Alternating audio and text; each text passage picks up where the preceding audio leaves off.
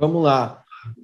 Sérgio, o primeiro tópico que eu separei é em relação à mão de obra, né? Então, a gente fala aqui em qualificação, escassez, racionalização dos recursos. O que você tem para trazer para a gente em relação à mão de obra nessa retomada? Eu acho que o primeiro ponto é falar o seguinte: numa crise da proporção que a gente teve, né, e com tudo que a gente teve que ajustar, horário de funcionamento, nível de ocupação,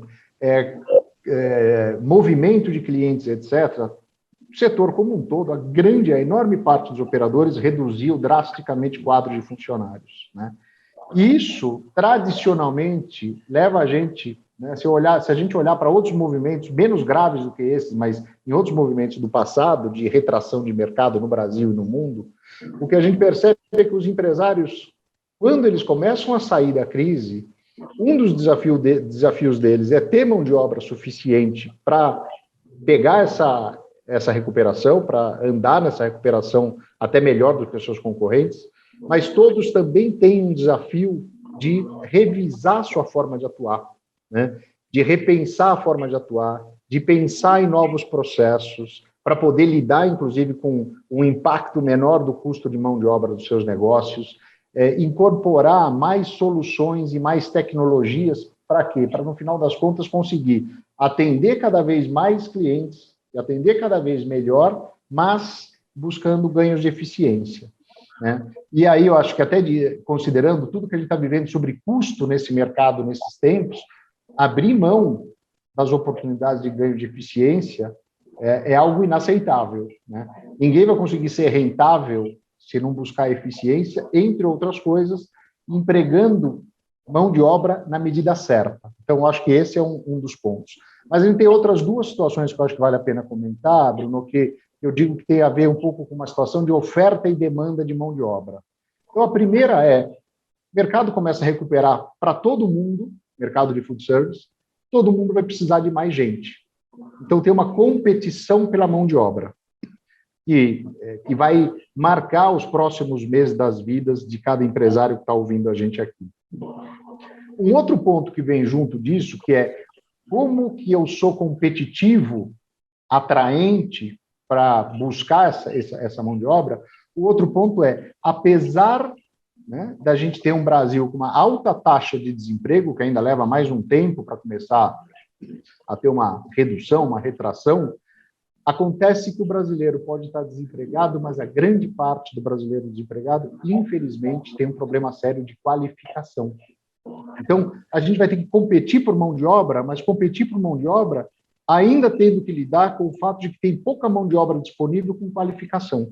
Então, como que a gente cria um processo nas empresas para atrair pessoas e para atrair as melhores pessoas possíveis para o atendimento, para a cozinha, para a operação, para a gestão? E como que a gente já tem que ter uma agenda de qualificação de uma mão de obra que não é predominantemente qualificada? Então, eu acho que esses dois últimos fatores que tem a ver com oferta e demanda colocam um pouquinho mais de pimenta nesse desafio de buscar e qualificar pessoas, que é um dos desafios grandes que a gente tem aqui pela frente, e já está valendo. Já tem muita gente enfrentando isso, né? Não sei o que o Fornazaro gostaria de acrescentar. Bom, Molinari, você sabe que eu acho que uma das formas da gente interpretar também bem o mercado é de encontro ao cliente, né?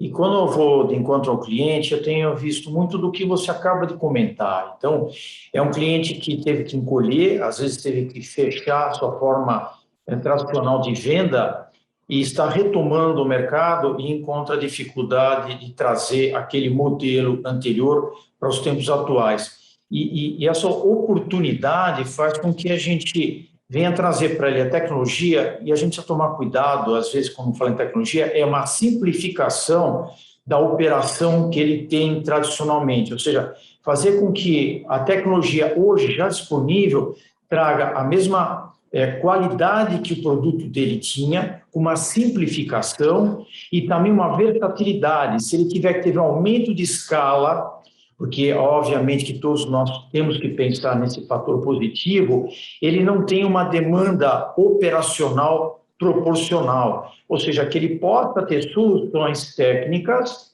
fáceis, acessíveis, com forma também de pagamento, que às vezes a tecnologia chama atenção, fala, puxa vida, eu não estou no momento adequado e fazer investimento. Então, a empresa tem que olhar como que ela pode suprir essa tecnologia, trazer uma facilidade no operacional dele e fazer com que isso também seja escalonável de crescimento com essa tecnologia e não necessariamente só com a mão de obra. Certamente o crescimento trará uma necessidade de mão de obra, mas talvez uma proporção que anteriormente ele não tinha essa mesma equação que ele vai ter agora.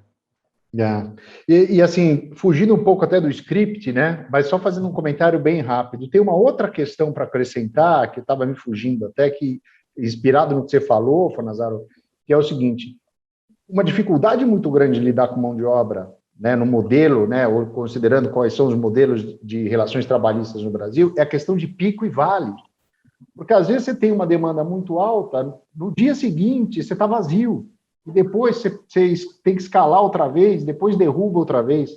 Então, a gente também tem que olhar como é que a gente resolve a equação de mão de obra do estabelecimento, também tendo essa preocupação de falar o que é que me dá condições de acelerar quando o pico está chegando e de não ficar carregando um custo impagável quando eu estou no momento de vale, que é muito característico de um processo de retomada e de acerto de país, pandemia e tudo mais, né?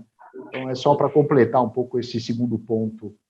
E aí, Molinari, para a gente deixar o Bruno um pouquinho louquinho, vamos quebrar todos os scripts aqui, tá?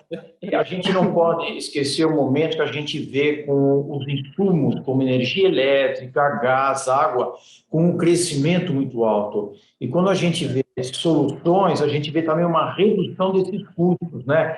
Que nunca estão pegando bastante o dia a dia do empresário e que faça as contas, e a gente vê que às vezes as contas do que ele hoje está utilizando de energia, de água, podem ser compensadas através da tecnologia. Então, peço um pouco ao Bruno, mas essa dinâmica que eu acho que é legal para quem nos está escutando, também ficar inspirado nos projetos que tem pela frente, né?